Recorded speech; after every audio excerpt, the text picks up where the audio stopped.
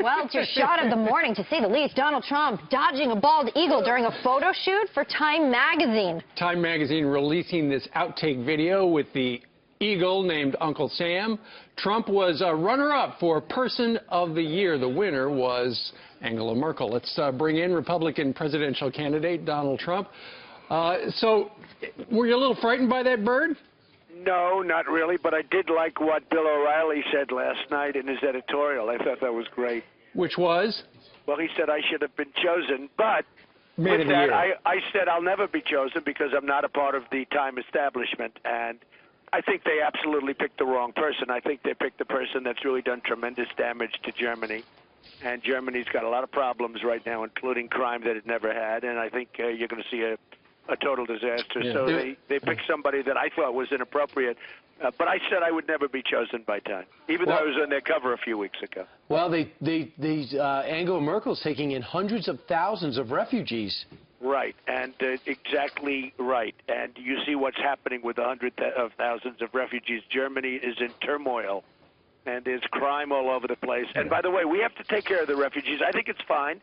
We should build a safe zone in Syria and not destroy all of Europe. You know, Europe is going through a problem now. They've never had this before in a million years. I mean, we are watching something take place in the world because of leaders, and our president is at the top of the leader list of making bad decisions.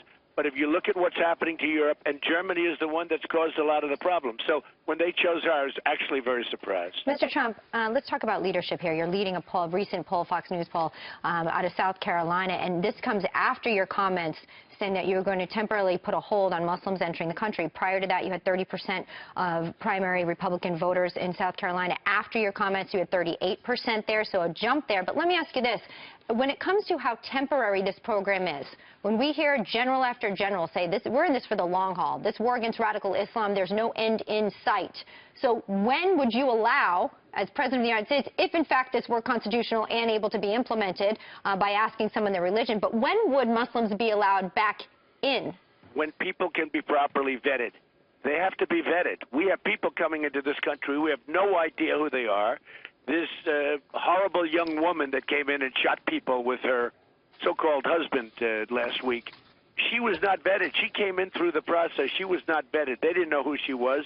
They asked her a couple of questions. She came in, and then she went on a rampage with the husband. And this is what's happening. And you have other people out there ready to do the same thing.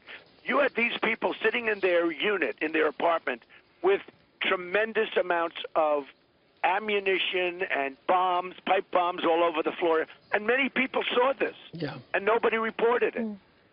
I mean, there's great hatred out there, Elisabeth. You have tremendous hatred out there. And until we find out what's going on, and that's all I'm saying, I want this to be temporary. You saw many of my friends who are Muslims came out and they said, you know, we like Donald. And I've gotten calls from Muslims at a high level. But how do you find out? But Elisabeth, at a high level, thanking me for bringing out this problem because they know they have a real problem. So let me ask you, a lot of people say, well, Donald Trump came out with this statement about Muslims until we know what the hell's going on here. We're not letting any in because a poll came out showing that Ted Cruz was ahead of you in Iowa, and you know how to steal back the media, the spotlight. How do you feel? What's your response? Okay, well, the poll that came out was a small poll, and it was an outlier, in my opinion, because about 5 hours later, a major CNN poll came out where I was way ahead in Iowa. I was ahead by a lot. You know that. You do know that. And so I was way ahead in Iowa. So I wasn't behind in Iowa. I was way ahead. And now I'm ahead, and forget about even before this, I was ahead in every state poll and every national poll. So I certainly didn't do it for that reason. In fact, you could say that was risky. Now, I understand that the new polls that have come out have had me even higher because a lot of people agree with me, but I certainly didn't do it for poll numbers. Mr. Trump, there's a new Bloomberg poll out that says 65% of primary voters like your proposed temporary Muslim ban. In the meantime, you turn on the television, it seems like, you know, every commentator hates the idea. The Republican elites, the Republican establishment teamed up with the Democrats, it looks like, where they're all trying to take you down. You know, Steve, that's been the story of my life, and I've done very well. I have to tell the truth. I'm a truthful person, and, you know, the establishment is foolish.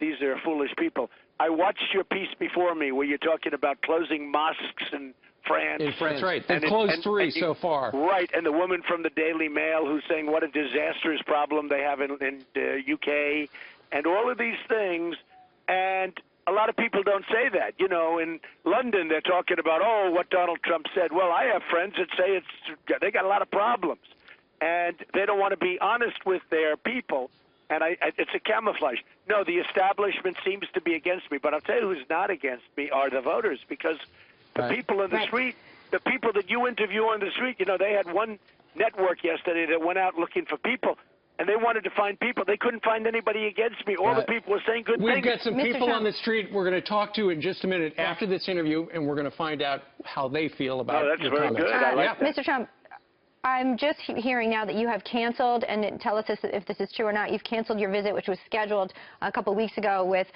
Prime Minister Benjamin Netanyahu.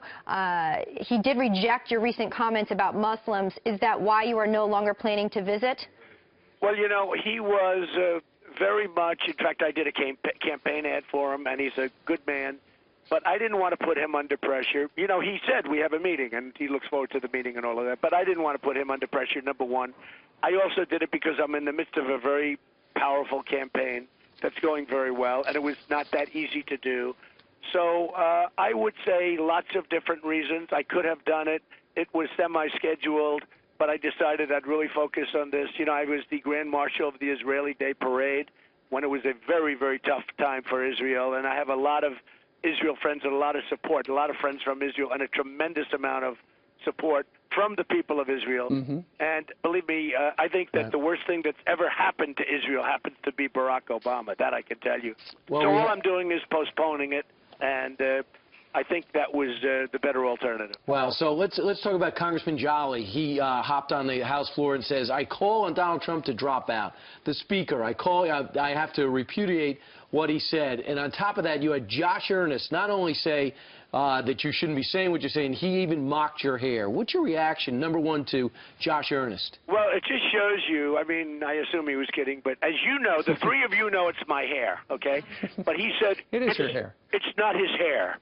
And I said, isn't that disgusting for a presidential representative to make that comment? I assume he was joking, but for a presidential person representing us in such tough times, we have terrorism and all of the problems, for him to make that comment, I thought it was so ridiculous. And, you know, I get kidded about that all the time, and it's fine. It doesn't matter. But when you see in these times for a guy like that to make a full, and by the way, to lie.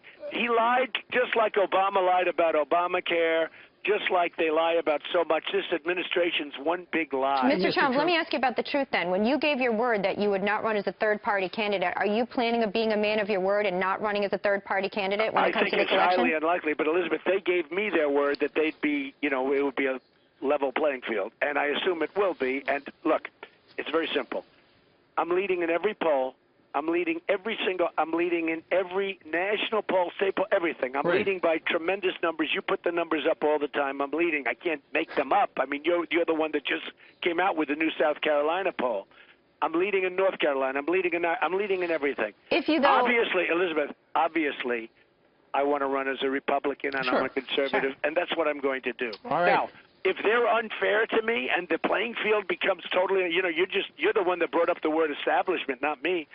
If the establishment goes, I don't know. I have lots of options open, but my deal would be they treat me fairly and I'm going to treat them fairly. I don't want to leave. I mean, did you ever hear of a Republican leading by 20 and 22 and 25 points, and all of a sudden I'm going to say, oh, I'm going to run as an independent? It doesn't work that way. No, I'm running as a Republican. All right. Donald Trump, who's joining us from somewhere in the Trump empire today. Mr. Trump, thank you very much. Thank you very much.